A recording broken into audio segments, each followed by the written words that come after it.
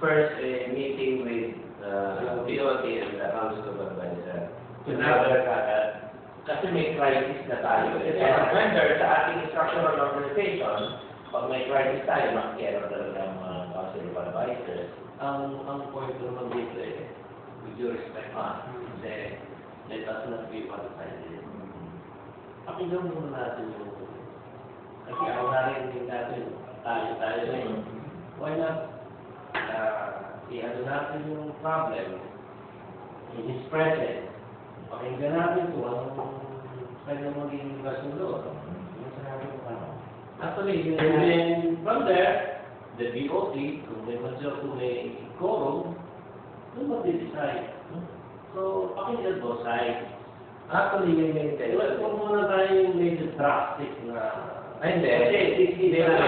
We are just anticipating some moves at meron ng solusyon. Hindi kasi po pwede na attend tayo ron. Hindi natin siya naririnig, no? Tama yun. No? Pero, ma-anticipate natin kung ano yung move niya. Baka mabulaga tayo, wala tayong kontra. So, gano'n lang. Pero, of course, this meeting, he was also informed. Because the real intention is for us to have a meeting, to solve problems. Alam niya yan, kaya siya biglang nagpa-meeting ng executive Elmer. Alam niya yan, hindi ito secret meeting. Hindi ito intended to have a coup d'etat.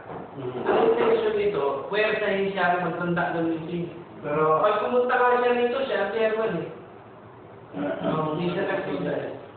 Pero may bakit meron sa mga legal advisors to make this thing legal, siguro, ang suggestion ko is 2/3 or majority should sign the request for a board meeting. Otherwise, hindi naman siya suggested. Kung sabi ko may board mo. No, hindi siya pwede decide. Kung gagawa tayo ng request for a board meeting signed by the majority of 2/3, kung hindi siya sumunod, tuloy yung board meeting without him. Otherwise, kung walang formal or legal move tayo na gagawin, wala lahat eh. So, in short, papirmahin mo na lang personally yung mga ano. Yung mga beses before, being the next president, you inform him na meron request nito na we should have a board meeting. Kaya kung wala siya, hindi naman mag-resign. Paano siya kung magpatawag sa bigla man? So, tayo. No.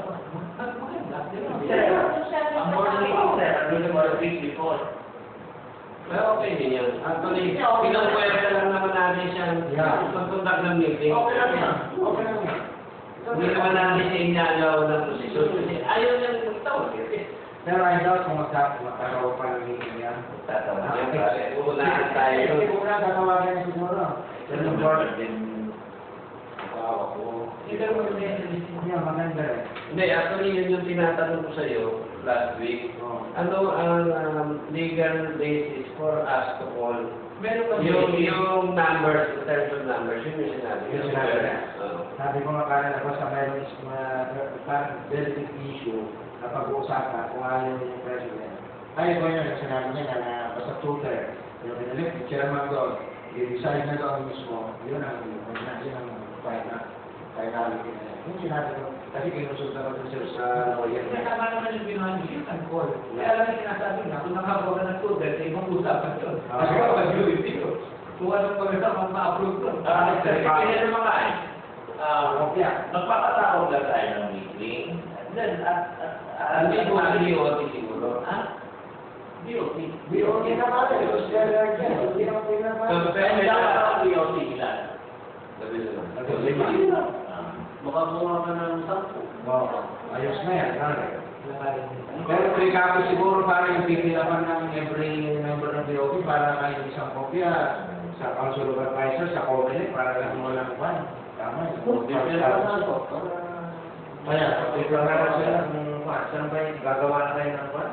Pwede ba electronic signature na lang yan? Hindi pwede, kailangan. Kailangan ba format yan? Format din. format. Sabi ko na Sabi ko naman yun ako, merong legal. Yeah, ayaw niya sigurado.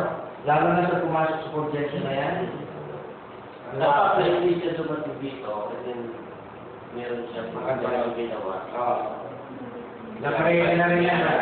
Marami sa advisor yan. May mga... Oo, meron siya. Pero nakikita ko, magkano pang formal, magkano pang abogado ang advisor niya, ito mga naka-enumerate na offenses na ito, wala nang mawala siya. Wala na kawala. Pero maaaring hindi tayo makapagpatawag ng board na practice meeting. Pero ito, masuhan niya. Kaya inyong contract mo, no? Kung hindi ka nagtumanin, Lamang illegal. Okay, sake lang ang discussion nito. Kung in case na nagpapirma tayo, pero last minute hindi sila pumunta. Walang majority. Anong next move? ay gagalaw na yung council of advisors. You can resolve now the board and then kayo muna mag-sit as transitory board. Pwede yun. Kasi, O mapili yung ating founder. Decided itong board of trustees muna hanggang matapos sa December. kasi kung iniisip ko pare kung magpakuha ka ng General Assembly, yun na, mahirap na lang nakawin. Hindi pwede. Oo. Baka pwede kasi iniisip ko dito dahil baka playing by the numbers na ito eh. Politika na ito. Ang sa principles, hindi na principles na pinaglalabanan dito na.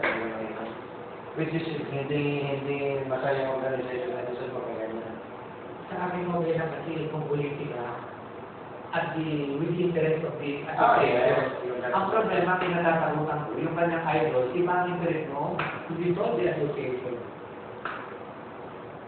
Yung ba tama yung sabi ni hindi natin naisip yung mga problema. Tama. Yeah, pwede siguro ng right facts, siguro. Yung mga kailangan. Si Laguna, katulad nito nasa tatlo. Facts mo na lang. Hindi, ikukuha na natin. Pipilitin na natin. Hindi, sabihin mo ng signature. So, maaaring kung paano ito, papipirmahin mo na yung malapit, tapos ipapax yung kopya na yun, tapos isa sa inyo ipapax na tama. Yeah. Yung mga magpapass daw siya sa akin. May mga pakas na lang yung mga yan. So, ito yung most probably. Yapi, William, Rosme, Iscotin, Lua, Vilmarosa, Daisy Camitan, Vergara, Manubay. Laguna. Majority. Mas sampo na pare. Ito. Sampo. 9, 10. Kaya na. Hindi. So ako, si William, Cosme, Iscotin, Lua, Vilmarosa, Camitan, Lagunay, Vergara, Manubay. Hindi na alam na ito, member ng Board of Trustees. Ako siya, kaya lang, hindi ko alam Ang kung pinakuli niya. Pero magkaiba sila ng ugali. Pero na hindi, kaibigan ko yun. Magkaiba sila ng ugali ng kanyang kuya. Sino? Yung kasama lagi. Sabi mo, pinapipirmahan ko ito kasama. Ano sa tingin mo? Baka ko na yun. Baka mag-neutral yan. I-reorder lang for making wala pang gulay. Hindi ka pero pwede ka para hindi from the start. Okay yan sa board meeting. Oo, pero minsan walang kulay yung papel, pero alam nila na magkakakulay pa rin. Hindi, pero ano ikaw, Ang ginevel siya sa kasakali, kasi tinanggal ko na sa listahan si Katar. sabihin ko, gusto ko makita ng Dr. Kasamba. Iwan. Kasi niya sa Diyos. Magkaiba na ugali ng kapatid na yun. So check mo na yung date. Oo, sa muna na ito bago sa magkaiwalay na. Saturday, Friday. Ay, kaya pala, wala si Cosme. Mababawalan na tayo. Bakit? Friday. Bakit naman ang dami na sinuwata?